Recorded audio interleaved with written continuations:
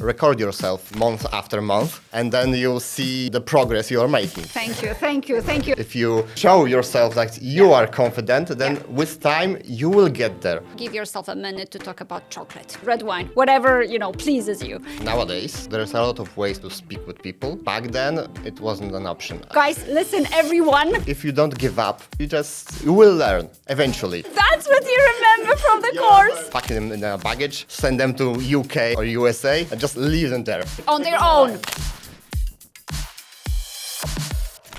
So today in our podcast, we've got a special guest. The special guest is neither a teacher or a student of our school, and his name is Mateusz. Welcome, Mateusz. Hello. Mateusz is a friend of the school. He attends some of our events, and he speaks very, very good English. And this is why I decided to invite someone that is not a teacher to share his perspective on English, how he's acquired these amazing skills, and how he manages to maintain them on a daily basis. Okay, so Mateusz, the first question is, how did your language journey begin? Was it a school thing or? I mean, it was really complicated for me because I come from the western part of Poland, Okay. where you have closer to Berlin than to Warsaw. So we were taught German for most of my life, I see. for like 9 years. Only in high school I was taught English. So English language wasn't coming for me from a school perspective because it wasn't my perspective. I mean, I had like brief touch with English in primary school because we had like short course on it. But it was like what does a short course mean? Does it mean it was not in a curriculum? No, it was like during the vacation, during the summer. Really? It was like, I don't know, 2 weeks. The only things I remember that the teacher was very nice and she was very pretty. And I gave her a flower at the end of the course, so I thought, thank you. That's what you remember from the Yeah, course? that's all I remember. But was she a good teacher though? I Because don't remember anything, so I cannot tell you if she was good or not. So how old were you then? I was like in 6th grade, so Right. I'm Wow, 12, something like it's that. so charmant. Like give her flowers and stuff. That is amazing. But it was only My mom told me to give her, so I was a gentleman because I was taught by my mom to be a gentleman. But that was like your very first contact with English? Nothing before that? No. That's my very first formal contact. I was see. taught I because before that, when my father came from Germany, he was working for half a year, something like that, and he brought me a PS1, PlayStation 1, and games there were only in English. So I this was my first contact with English Sure. because I had to play the games. Come on. Yeah, of course, exactly. I was And a in young boy. English. Like, didn't it put you off that they were in English and you were not able to understand? No, I knew the start button. So Okay. that That means was the enough. same in Polish and English. And then I had to learn through the motions. Wow, I love So- that. Okay. And that was before this course? Oh yeah. That Okay. was the when I was 10, I think. I don't see. know. This was my first console. It was way before I had PC, so it was even before internet. and all Wow. of it. So yeah, that Excellent. was my first contact with English, and it was for fun because Exactly. Wow. Yeah, so that's how it technically started, but see. And then, okay, so let me get it straight. So throughout the whole primary school, there was no English in the no, curriculum. only German. And then you enter high school. Yeah. And then my understanding is that you had to have English because that's what's required in Matura. Yes, because we of course had an option to take Matura in English or in German. Right. Also other languages, but this was not common. Exactly. So yeah, I decided to go in the English, and of course I attended both English and German classes because you had to. Yes. Whether you only took Matura in English or German doesn't matter. But before that, there was a lot of fun things to do with English. Like I told you about video games, but after that there was like internet.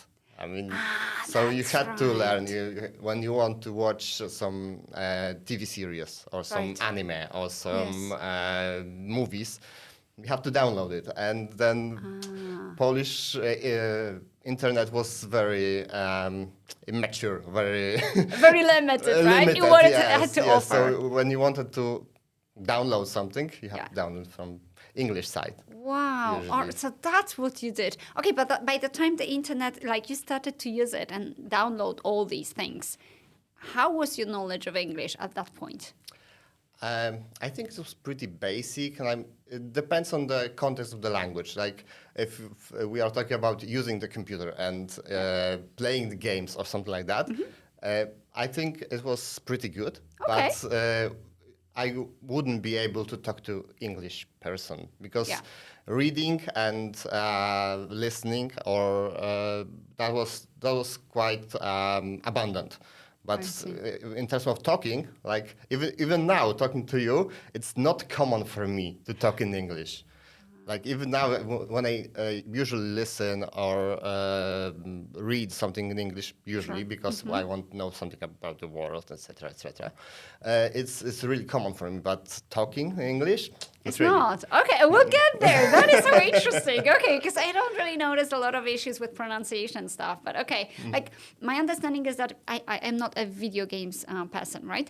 So my understanding is that if you play, you are also like you get to choose games where you play with other players from all over the world, and then all of you guys like you use a chat, and that's how you communicate, or you can also speak. I mean, for nowadays, there's a lot of ways to speak with people. Yeah. But back then, it wasn't an Okay. option. I mean, it wasn't even an option for me because I didn't really like it. I like talking to people. Yeah, It's okay. like, no. I'm way too old school for that. Games for me, not for us. I see. All right, and you still learn so well. All right. So, so where did you learn to speak then? I think the most what I learned was when I was working abroad, because I was working abroad for half a year in Netherlands, Okay. and everyone there was speaking English because I you had see. to. I'm not speaking Dutch, so I Yeah. have no. Exactly. Okay, so So- you just went there and you were like immersing yourself in a language. Yes, because I think this is the best method to learn a language. It absolutely I know is. what Agnieszka always says, and probably you always says that also, that the best way to teach a person to learn a language, teach a person language, would be to pack them in a baggage, send them to UK or USA, Yeah. and just leave them there. Exactly. Like, On they're their gonna own. learn. On their own, without a partner, a mother, or whoever else from their family. They will have to learn because there's Exactly. no other way. There's no other way. Yeah, that's what, unless they're clever enough to find other Poles and then spend time with them. Oh yeah, that would be pretty clever. But Yeah. okay, so you went to the Netherlands and you were just surrounded by all these people that spoke English, and that's where your, let's say, speaking skills were developed, right? Yes, yes. All right, and then okay, how much time has passed since you go back? It was like 10 years ago. So there you go. Look, the last 10 years, and what you're saying is that you don't speak on a daily basis, right? Yeah, mostly not. Mostly I listen or read. How do you maintain speaking at this level then?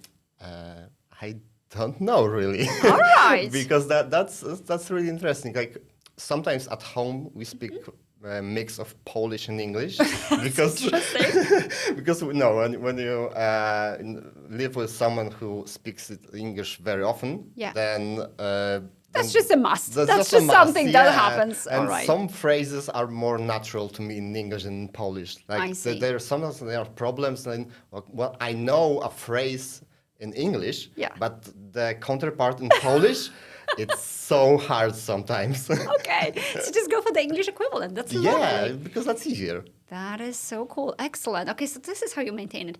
Are you still a video games player? Oh yeah, kind of. Okay. Yeah, not as much as in the past, but for sure. Okay.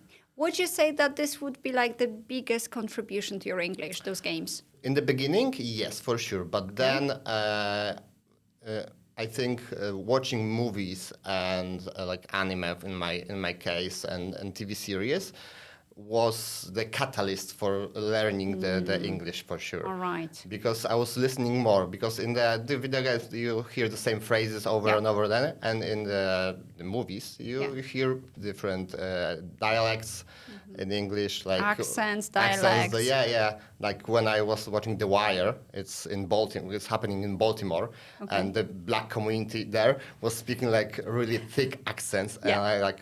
Okay, I need subtitles for this. Really? Really, yeah. Like subtitles in English, I understand. Oh, of course. And I think that's the best method to learning language, English especially. Like, don't use Polish subtitles. Exactly. Thank you.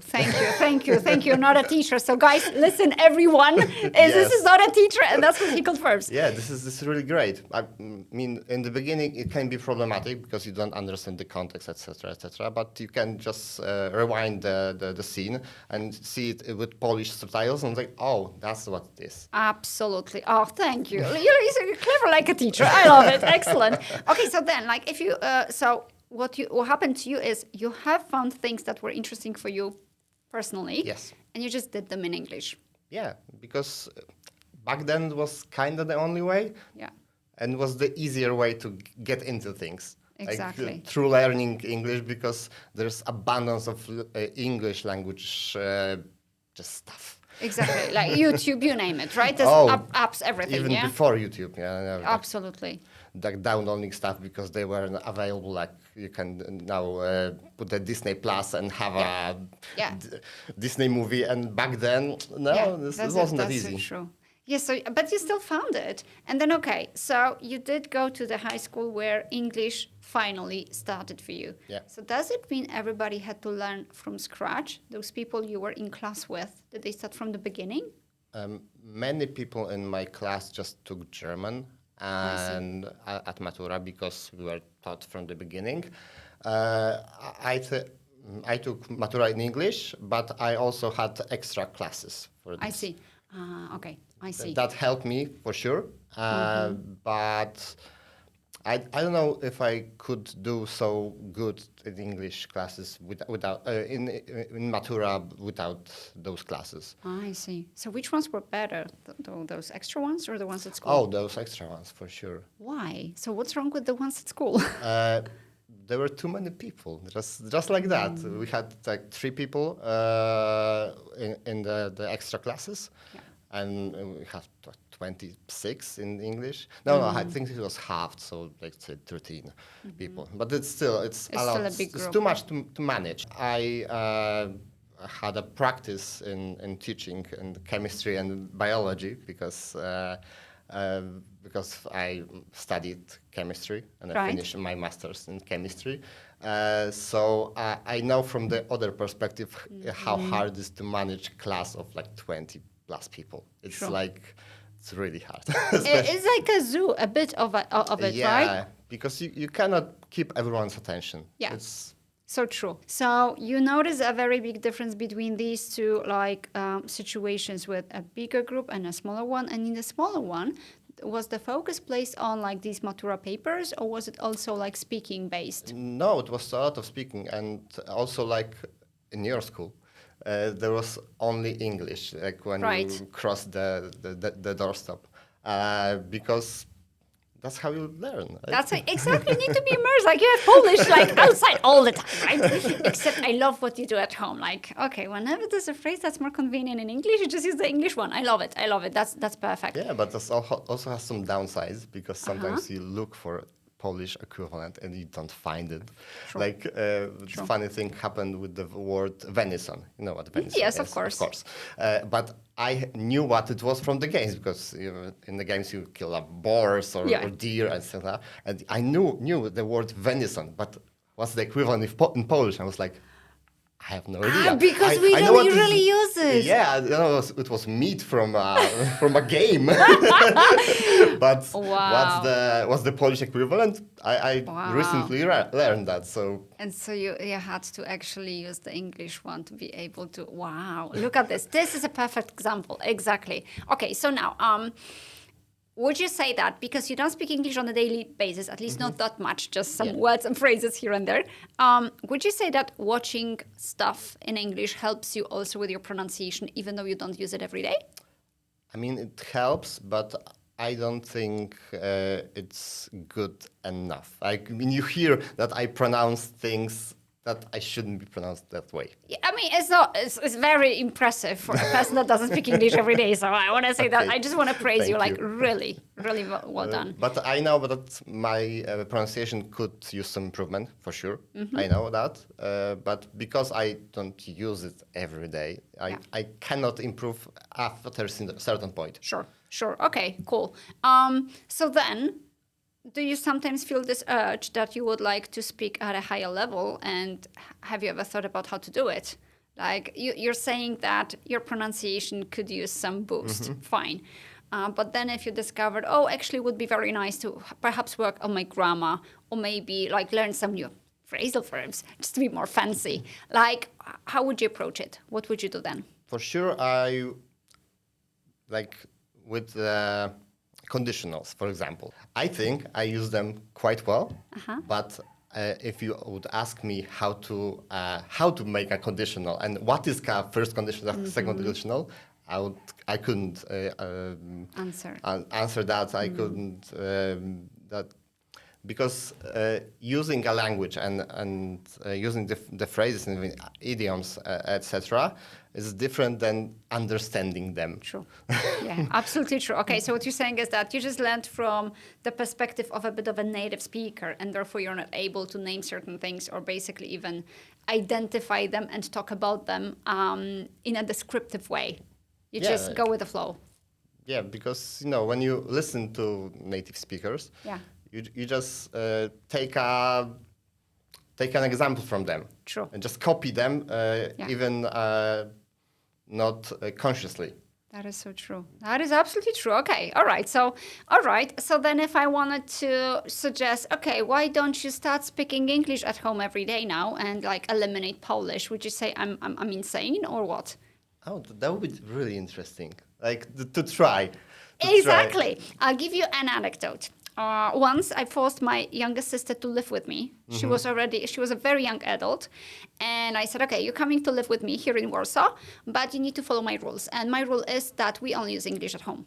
And so she was living with me for 4 years and we just use English, Okay. And honestly speaking, that improved her skills significantly. I think it also improved mine, because I had this occasion to use English all the time. And what happened when she had her babies? She actually started speaking to them in English. And also her husband's English improved significantly because of those rules imposed by me. She was just trained to watch any content in English only. So she would refuse to watch with her husband in Polish. And she said, you want to watch with me? You need to do it in English. And so they did that. And now her husband, whose level was A2, can actually hold a conversation, and he understands so many different phrases that I'm like, wow, where do you know it from? Oh, I know it from your sister.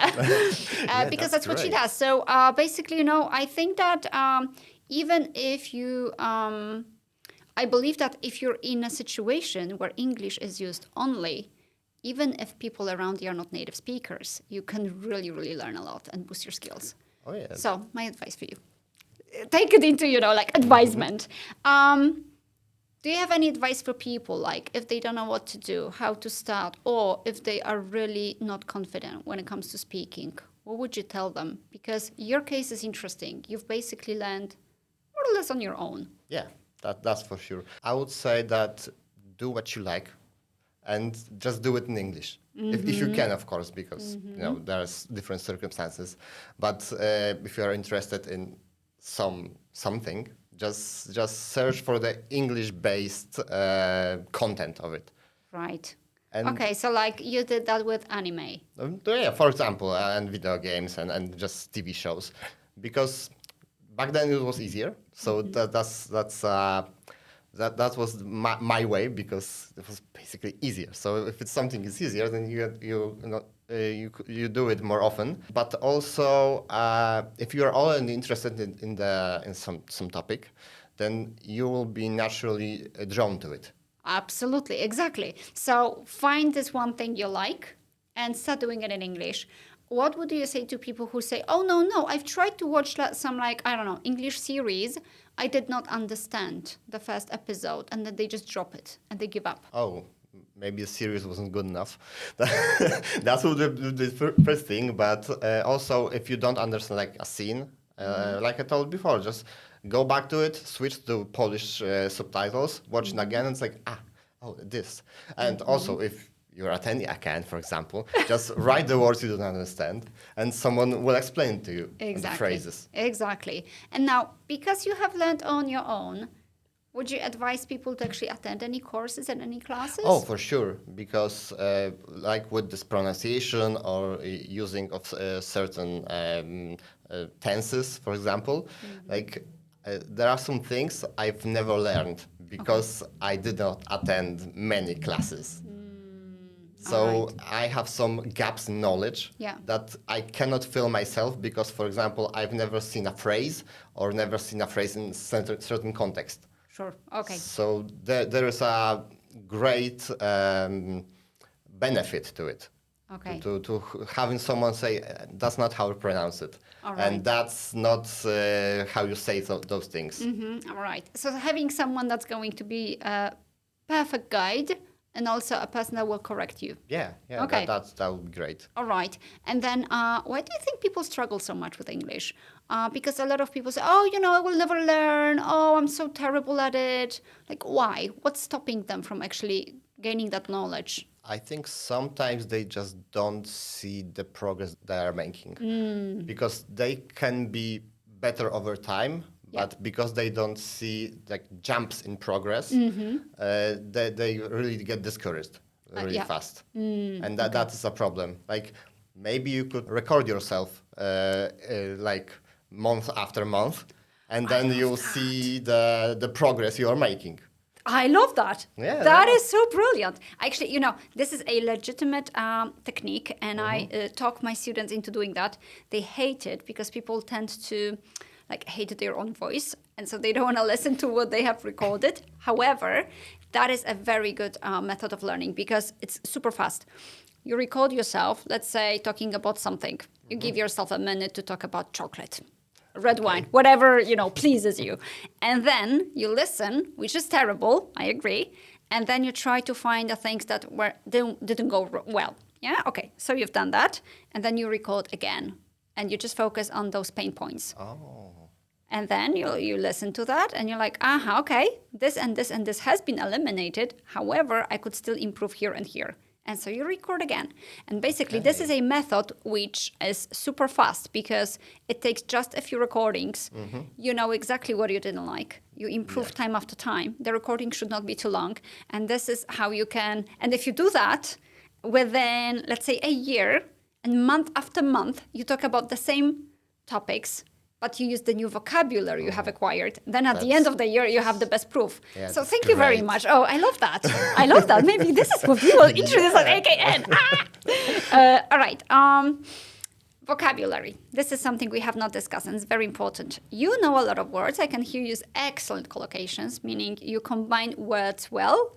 So, for instance, instead of doing, I make my homework, we say, I do my homework, right? I'm going to work, not I'm going to job, right? And you know exactly which word to put, even though there are plenty of equivalents that would mean the same thing in Polish. Yeah. How did you master that? Or has it ever happened to you to have a vocabulary list that you actually had to learn? Outside of school? No, not really. All right. No, I don't think I've ever did that. I mean, I'm working right now with normative documents, and they mostly are in English. Okay. So I have to, in reading, I have to use English and use the set of phrases like what's the difference between should and shall. Wow. Because there is a difference in normative language. So that's the differences I learned from my job right now. Oh, okay. And that's really interesting. But which phrases to use? I think movies just taught me this. All right. Because the native speakers are just using the phrases and they are just imprinted in my brain Exactly. Right now. That's why you're so good with collocations. You have just watched a ton of stuff. Good. Oh, yeah. Okay. And that's the proof you can do it this way. But now, going back to the school times. from time to time, you probably had tests, right? And the teacher said, okay, let's get ready for, I don't know, revision of unit 13. And then there would be a list of words, very often at the end of the book. Yeah. What did you do about that? How did you learn these words? Now I know that's the most, the best thing would be to make phrases with those words. I know that now, but back then I didn't realize that. I was just trying to learn a list of words and it wasn't working. I see. But trying to learn meaning what? Doing what exactly? Reading Polish and English equivalent and just going back and forth. Okay, like moving your eyes through them, I understand. Yeah, it's from the perspective of time. It wasn't what worked, but I wasn't. I didn't know any teachers back then. Yeah, of course, absolutely. No. I'm just wasn't, curious, in course of teaching, so I didn't know the correct method, the working methods of learning words. And so was it like learning for a test, passing the test and forgetting everything? Oh, mostly, yes. That's what I thought. Okay. Thank you for admitting. Thank you for admitting. That's exactly it. Okay.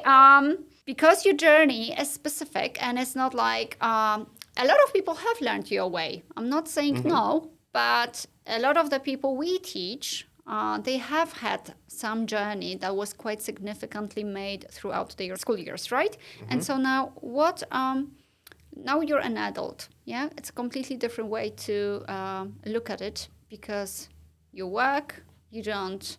Either you have a job that requires English or you don't. Okay. And so if you don't have a job where you speak English, what do you advise these people should do? Because majority of the day is spent at work. So when would be a good time and how much of it you think they should spend to practice English?